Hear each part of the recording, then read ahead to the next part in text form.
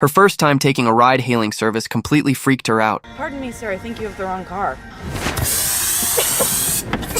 The scene in front of her completely shocked her. Her best friend was being drugged and unconscious by a stranger. She was terrified and dared not make a sound. However, the man didn't make any further moves, so she decided to take a risky step and quietly grabbed the car door handle, ready to jump out. But just as she moved it slightly, something horrifying happened. The man coldly stared at Casey, then quickly put on a mask. Before Casey could react, he lunged at her. When they woke up again, they were locked in a small room. The driver who had kidnapped them walked in holding a chair. He was dressed in all black, wearing black-rimmed glasses, and his actions gave off a vibe of obsessive cleanliness. Before sitting down, he even used a handkerchief to wipe the chair. The three girls were frantic, not knowing what was about to happen next. The man simply stared at them coldly. Ruth had smooth, rounded thighs and was wearing stockings. She worried that her exposed outfit would attract the man's attention, so she quickly adjusted her skirt, but it only backfired. I choose you first.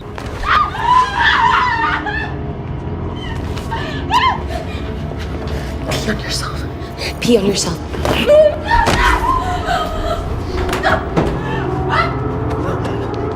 Ruth struggled desperately, but it was useless. Seeing this, Elizabeth rushed to the door and tried to knock, but the door had already been locked. They heard a piercing scream from outside, and the two girls thought Ruth had been killed. But not long after, the man pushed Ruth back inside. He flicked his hand with disgust and even gagged as if he were about to throw up. It turned out that Ruth, overwhelmed with fear, had wet her pants. This disgusted the man with obsessive cleanliness so much that he didn't even want to touch her. This unexpected turn of events gave the other two an idea. They quickly wet their pants to make the man dislike them. However, after the man smelled it, he immediately shoved them into the bathroom and warned them not to do that again. Just then, they suddenly heard the sound of high heels outside the door. The three girls eagerly rushed to the crack under the door to see. A woman was walking back and forth outside. They immediately became excited and started shouting for help, thinking they had finally received rescue. However, the moment the door opened, their expressions froze.